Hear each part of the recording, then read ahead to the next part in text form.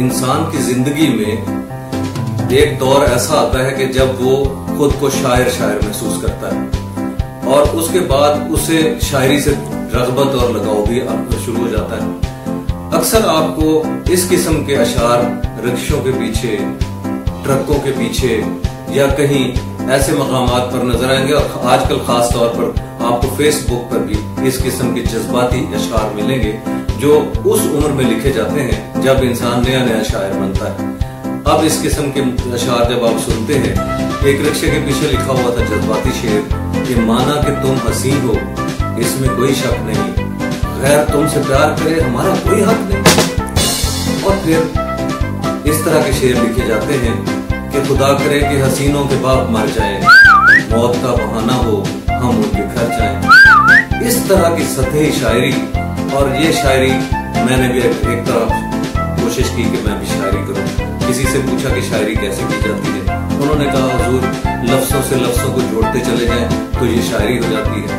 तो मैंने पहली काविश की कि मेरी अम्मा मुझे तम्मा तेरी जम्मा शुदा पूंजी से रहता है, मेरे रब्बा मेरा अब्बा मुझे लब्बा खुद अपने नाम पर धब्बा ही कहता है। सुनो लाला मेरी खाला बड़ी आला किस्म का एक चाइना का ताला लेके आई है, और बहुत दुखी मेरी फुफ्फी एक चौमुखी लड़ाई लड़के आई है। इस तरह की शायरी मैं भी करता रहा, लेकिन बाद में पता चला कि ये शायरी मेरी तरह वजन में कुछ अच्छी नहीं है, लिहाजा शायरी तर्क कर डाली। फिर मैंने देखा कि शायरों के यहाँ बड़े अजीब किस्म के अंदाज थे। एक शायर मुझे मिले, वो खुद को दर्द का शायर कहलवाते थे। तो मैंने उनसे पूछा कि हुजूर आप दर्द के शायर क्यों हैं, आपकी शायरी में ऐसा क्या दर्द है? तो कहने लगे कि जोड़ों का दर्द है।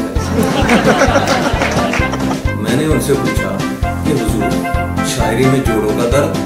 कहने लगे जी हाँ, दरअसल मेरे जो हम असर शुरा थे उन सब की शादियां हो चुकी हैं और वो जोड़े बन चुके हैं, और मैं अभी तक अपना जोड़ा नहीं बना सका, लिहाजा मुझे इन जोड़ों का दर्द।